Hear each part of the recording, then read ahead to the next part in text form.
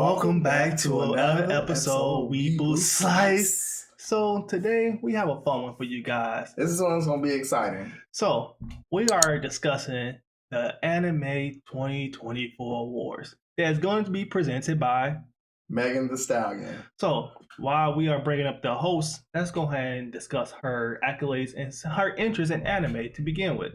So if you're not on these streets and you don't know what's going on, that Megan Thee Stallion actually is a fan of anime herself. You can see her actually populating on her particular Instagram post of Soul Eater. Now, if you watch anime, you know what Soul Eater is. And this is not for the faint of heart because most people that are casuals, they won't know what Soul Eater is. Yes. Although I'm particularly not the biggest fan of Soul Eater, it's a decent anime. So that's just one of the shows, but she also cosplayed as My Hero characters.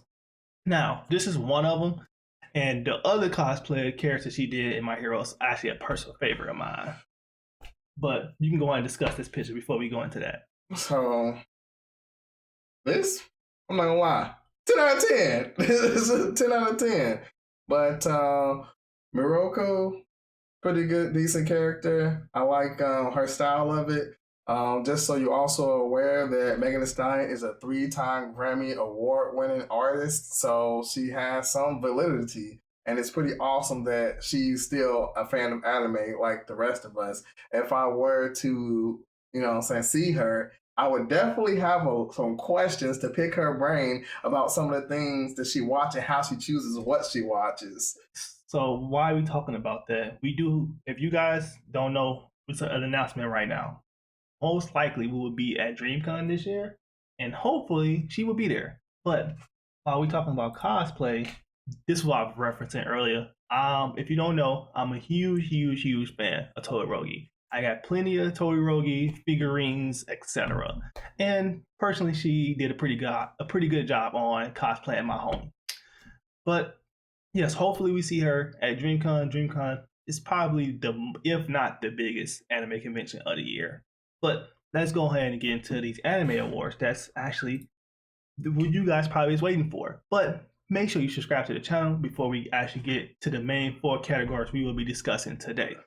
As you can see, there are plenty of categories out there, and we can't cover them all. But the 4 that we will be discussing today are Anime of the Year, Best Continuation Series, Best New Series, and of course, Best Slice of Life.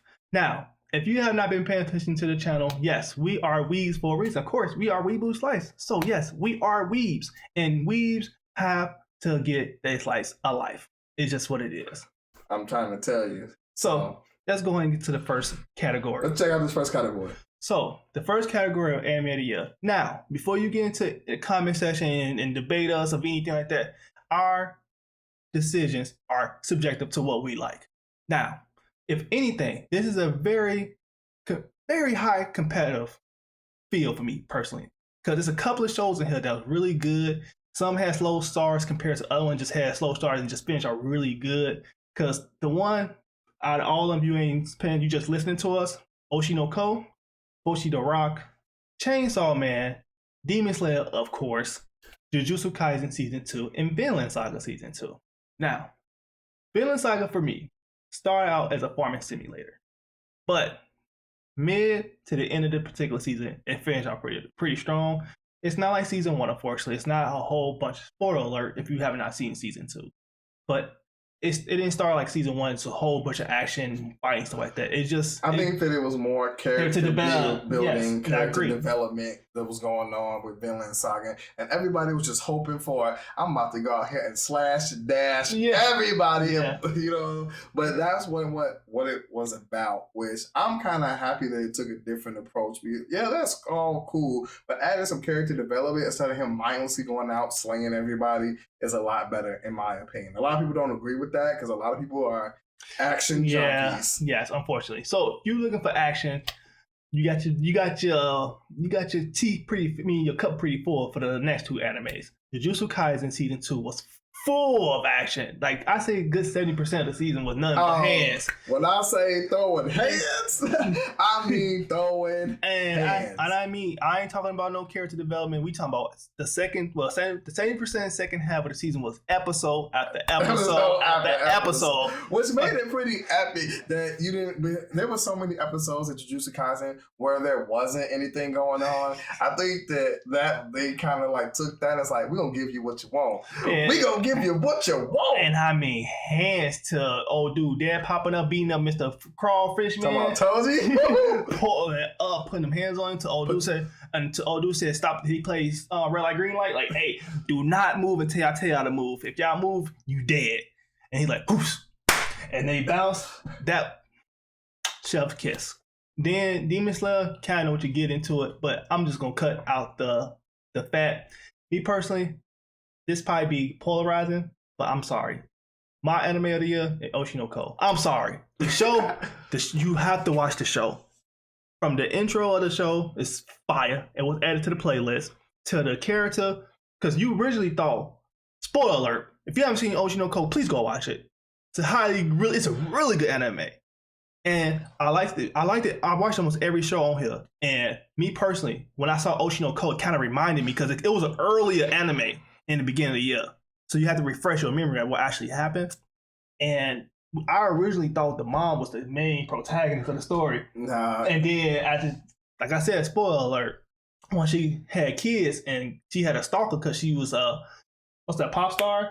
She was a big pop star in Japan, and she got murdered right in front of her kids. Both of her kids saw her get murdered right in front of her, and it's like the second episode. And I think it's the first episode. I think the first episode is like an hour long. And the first episode is like an hour long, and then I think she doesn't survive.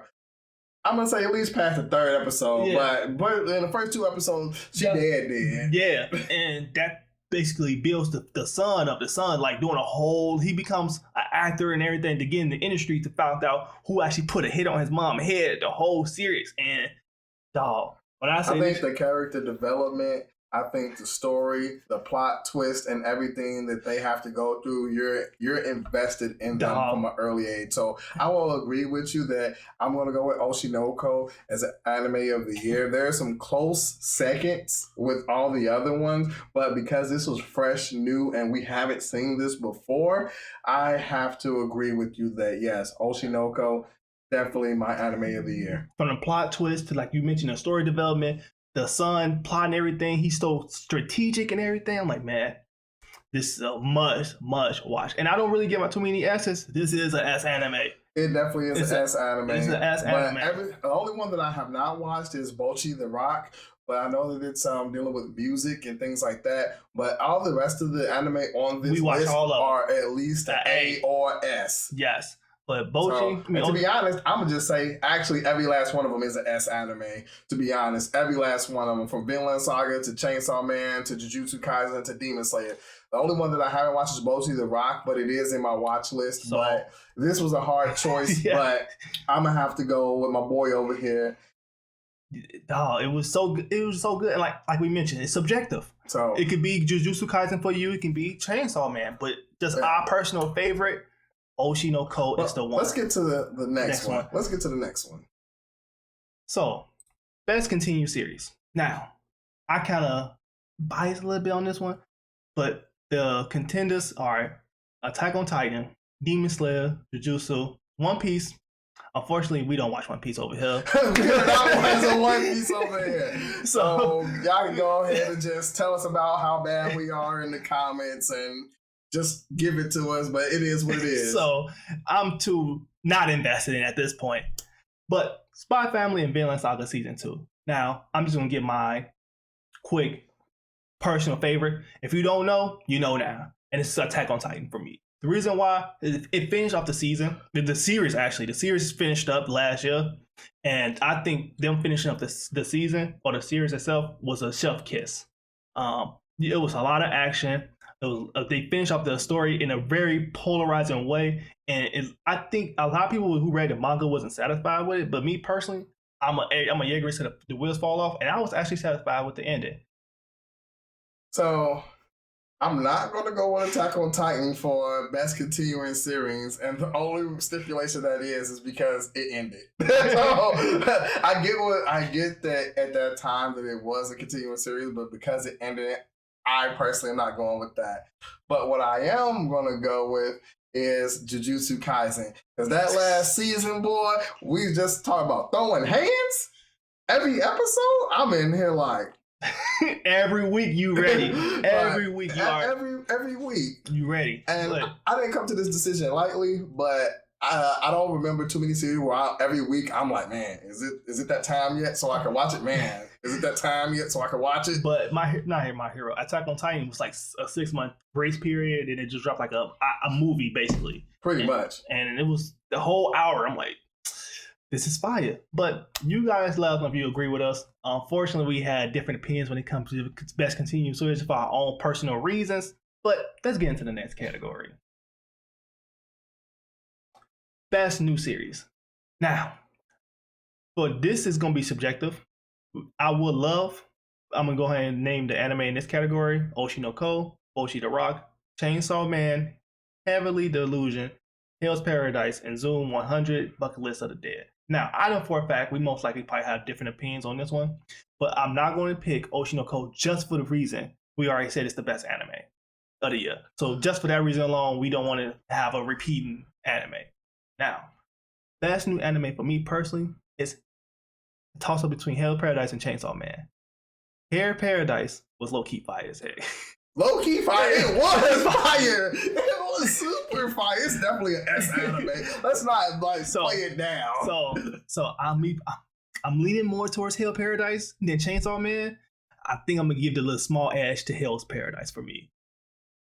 So Chainsaw Man got a lot of hype because of the mangas. So Chainsaw Man definitely lived up to the hype. I definitely enjoyed it, and the storyline was really good. Hell's Paradise was definitely on a completely different level, and it excited me. And I'm just like, man, this got a little bit of aspects of Attack on Titan, but it's also a little bloody. I like it. So the way that I'm going to rank these are Hell's Paradise for best new series, Chainsaw Man, but a runner-up, which no one's going to expect me to say, is Zom 100 Bucket List of the Dead. Was actually really good. They had some discrepancies going on to where they couldn't finish the series, but they ended up finishing the series about a month ago. They put the last 3 episodes out, and it's also really good. So I would just say, if you haven't checked any of those out, check all 3 of them out. Yeah, and then don't forget Oshi no Ko, the anime of the year. Yeah. Heavy Delusion, I watched it.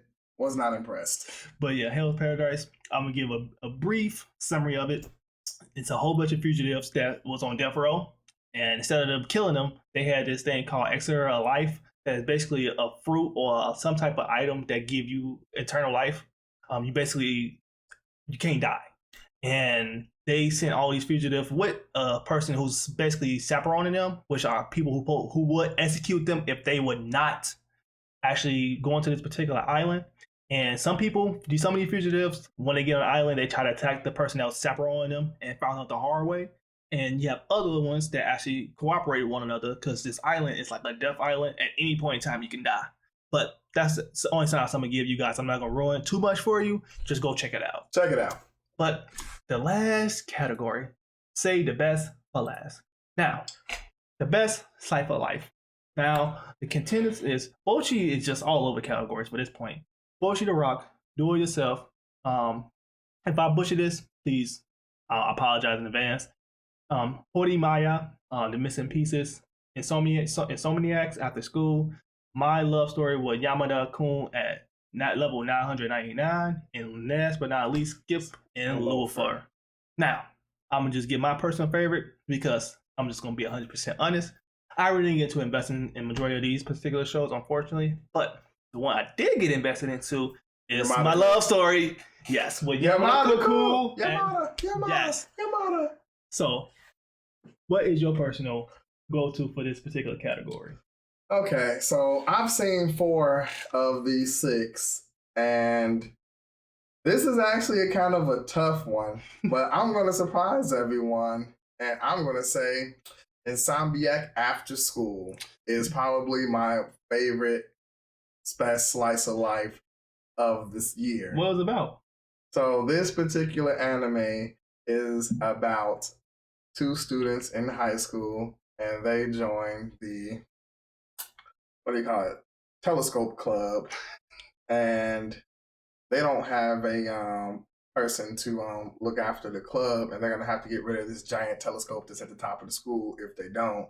So they form this club, and this girl sleeps up there. He finds this girl sleeping, and they began to form a friendship. They start this club, and they start taking pictures and looking at the sky, because pretty much it's like astrophysics. I forget what you call it when you gazing at the stars in the sky. But you guys can let us know if we can't think of it. And long story short, they began to have these feelings for each other, but the premise of it is they can't sleep. So they're up at all times of the night because they both have different problems. So they're trying to work out their problems, figure out why they can't sleep, and preserve this club and get through everything together. And it's very nice, very sweet, and it teaches you a lot about cameras, which actually piqued my interest into actually buying my camera of my own, which I actually have, which we're recording on. So I think that it's a really good anime, very touching, and I would say that it's definitely my anime of the year. Close second, I would say, would be Horimiya, which is really good as well. But I think the second season focused more so on the friends than them in particular, the couple. And then I would say Yamada-kun will be third. Yes. The reason Yamada-kun, the title itself is kind of self-explanatory.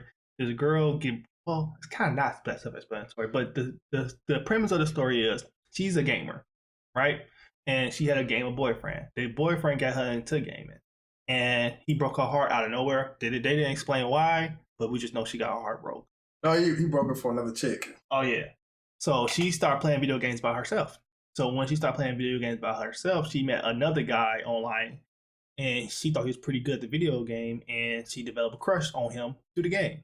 So they join a club, and they meet in person for the first time. And IRL.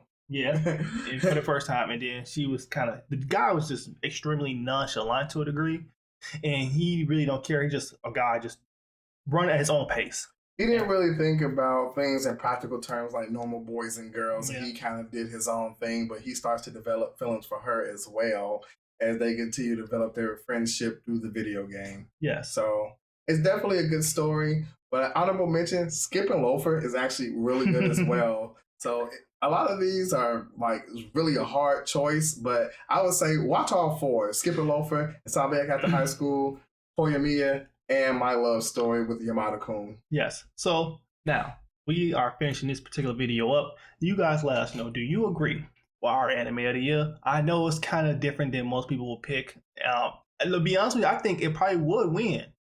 It depends. We never know. We'll definitely be covering a little bit more of the anime awards when they happen. Let us know if you want us to or not down in the comments below. If there's a category that you want us to talk about, let us know in the comments below as well. We definitely could do a part 2 or 3 to this. Just tell us what you want. Yeah, just let us know. But best continued series, and then best new series, and of course our personal favorite, Slice of Life. But we're going to keep it at that, and make sure you subscribe to the channel. And as always, we are Weeaboo Slice, and we are out.